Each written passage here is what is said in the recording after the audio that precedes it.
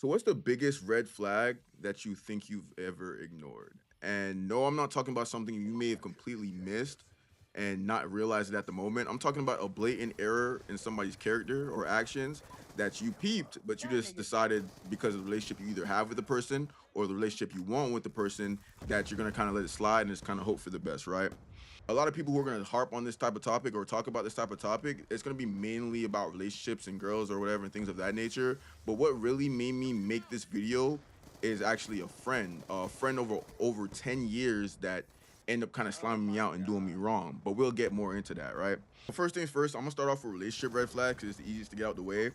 And no, I'm not talking about fucking cheating. Cheating isn't a red flag. That's already game over. You're cooked. You're in jail. Get up out of there. Bro, I But swear when you I want to jump talk on a more game, about you just shit lose like all your momentum. Like, it's boundaries, so, like so blatant not worth it. disrespect, Fucking or dumb. them only want to be with you, be around you or with you when it's like convenient for them. And they'll start making you feel guilty just for having certain standards.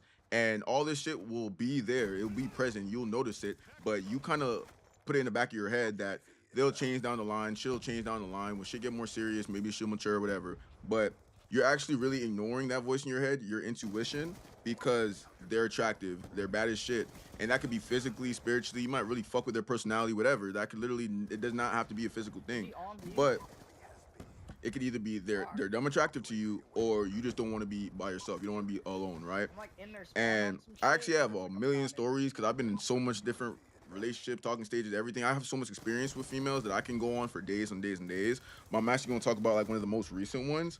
So one of my closest Can I homeboys, get the sentry gun his though? girlfriend at the time actually was like, hey, my friend thinks you're hot or whatever. Oh my god, you just saved my Do you fucking guys want to life. go on like a double date or whatever, right? And he ended up sending me to Instagram or No, he whatever, fucking and I ended up banged me. noticing that it's What? The the sentry? manager of the gym that I usually go to, right? And out the gate, The I kind of had a red flag in my head because I literally seen this girl talk to every gym bro in the entire gym. But one, You're I just chopped it up laying to down, being bro. You like, could hey, just fucking she's a sit there manager of punching the people gym. away. She's gonna talk to a lot of people, and she's pretty attractive herself. And then two, I didn't really find this girl that attractive to the point I would take her serious. Yeah, she was bad or whatever, but I wasn't even thinking about a relationship with her at the time, right? So long story You short, just be we end shooting up at me. talking, Get whatever, hanging out a nervous and couple times. shit. We end up going on mad double dates, and shit does end up getting a little bit more serious, right? And at this point, I still didn't even really want a relationship, but I'm she would here. just do stuff like, so if I went to another gym or whatever, didn't feel like going to Bro, hanging out with her, like sometimes you just want to go to the gym by yourself, right? She'll pop up at the gym I was at, or I'll look at a girl that walked past or something like that. I'll be texting my homegirl, talking to a homegirl, whatever, and she would just get mad jealous. And that's not a full red flag in itself, because as you know, girls think get of jealous this in as you're general. It putting doesn't this have to on be a like your fucking Xbox 360. it doesn't have to be something where only girls that cheat get jealous or have trust issues, right? But usually when they do this a lot, especially in the This bitch beginning ass. stage, How do you this is know like I'm a there, way man? of love Like, bombing, I just because it really kind want to of genuinely know.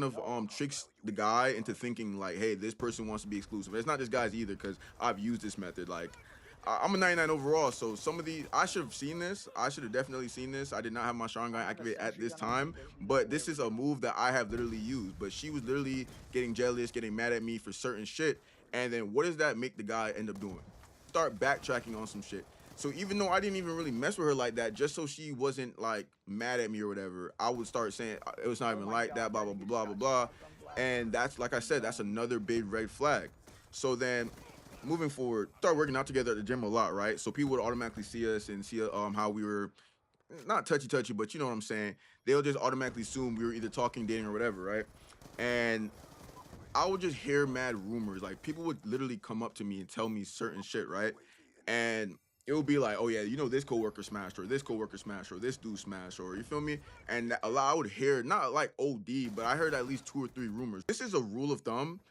If you hear one rumor about somebody, it's not necessarily true. But if you're hearing multiple rumors from multiple different people Nigga shooting involving down my multiple different streets? people, those rumors are probably going to be true. Those rumors are probably true. Do not ignore that. So that was the third red flag. The last red flag is I Where end am up I getting finding out shot somebody from? I Like, was where cool am I with. We getting weren't like shot best from? friends or anything like that, but like a gym bro that I ended up being cool with, um, was her ex. And I didn't know this at the time when I started messing Where am around I with her. getting? Oh, But he's sitting I in the remember back of one the time I was chopping it spawn. up with him. We were just having a cool conversation, What not a even talking pussy. I about can't her. even And at see this when point, I somebody did know they lays dated in the down, past, but bro. I didn't really care. This They didn't shit's really so talk anymore. bullshit. And I was cool with bro. He was always cool about it. So I was chopping it up with him real quick, and she seen it. And she's kind of snapped. She literally left the gym, went to a whole different gym to work out, and she was mad at me. And I was so confused at this moment because I was like, one, she's seen us talk before, and two, Fucking bitch. I've seen them talk before on some Shit. quick stuff in front of me, so it was nothing like crazy. But I've seen them like chop it up before. Of course, like I said, she's the manager of the gym, so if she's at the front desk, she has to kind of get through her to get in the gym. So, that was a big red flag. So,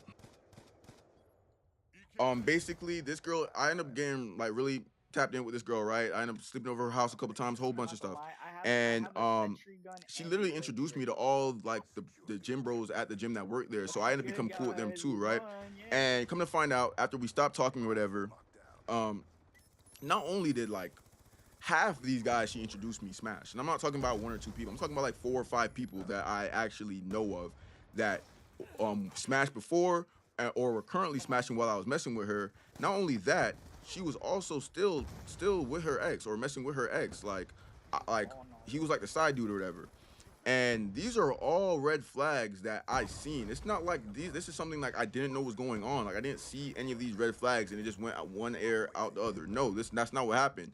I just kind of recognized it. It did trigger me. I did peep it though, but I just kind of ignored all that shit. And come to find out that every single red flag literally had a deeper meaning to it.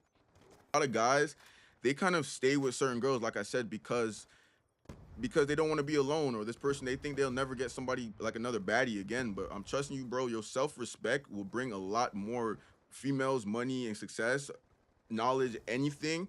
That will bring a lot more of that than messing with that female that's doing you wrong. Because at the end of the day, even if it does end up working out, what are you gonna look like marrying a girl that puts you through all that? And if you do wife a girl like this, what type of mother will she be for your children? How is she gonna raise your children? How the fuck is your daughter or your son gonna end up, right?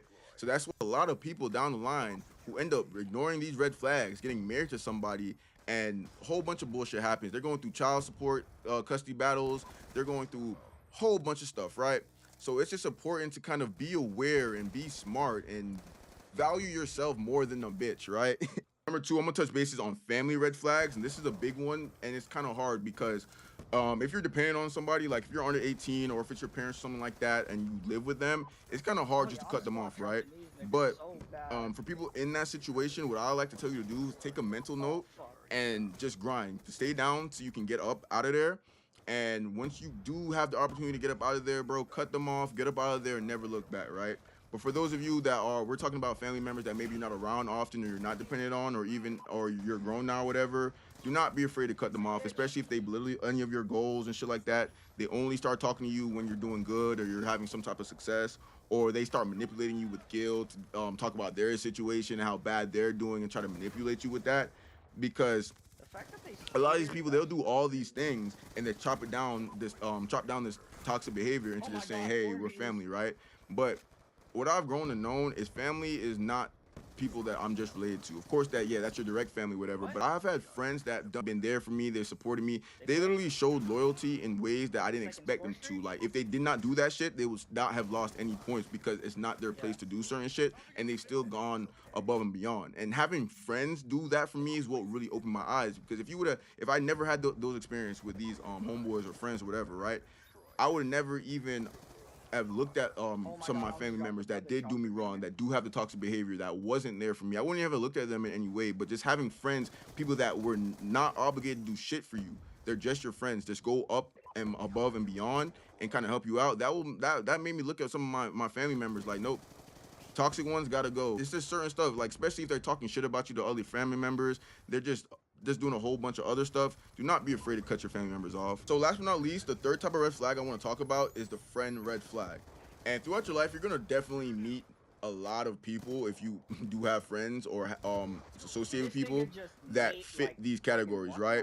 You're gonna meet the friend that only wants to talk to you when they need something. You're gonna meet the friend that's secretly competing with you. They're hating on your every move, and their goal is not to be better. Their goal is to be better than you. You're gonna meet people that you might share a product, a YouTube video, or idea, a goal, or even a job or something. They're gonna laugh at you, belittle it, say what the fuck, and make jokes about it, right?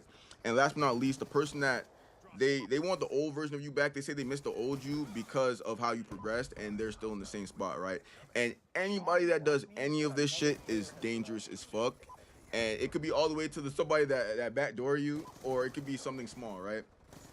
But in my personal experience, like I said, the reason I made this video is because I had a friend of 10 plus years that recently did something, and I cut him off because I kind of sat back and thought about it and realized all the red flags that happened throughout the years, right? So throughout high school and everything like that, I can't name one fake thing this person did. But after high school, exhibit number one. So this is kind of a long story too, but I'm gonna cut all the filler out. So I'm chilling with my friend, right? Let's just name him Key. And quote unquote best friend, let's name him Christian. So Christian has a friend that has beef with Key Stressed out. over a female, by the way. And we all know this, right? But Key doesn't know Christian. Christian doesn't know Key. They have no problem. 75 So and I'm 60. chilling with Holy Key. We're fucking smoking. smoke, nigga. Christian calls me. Hey, bro, what you doing? What you up to? Who you with? Blah, blah, blah. And he knows I hang around with Key.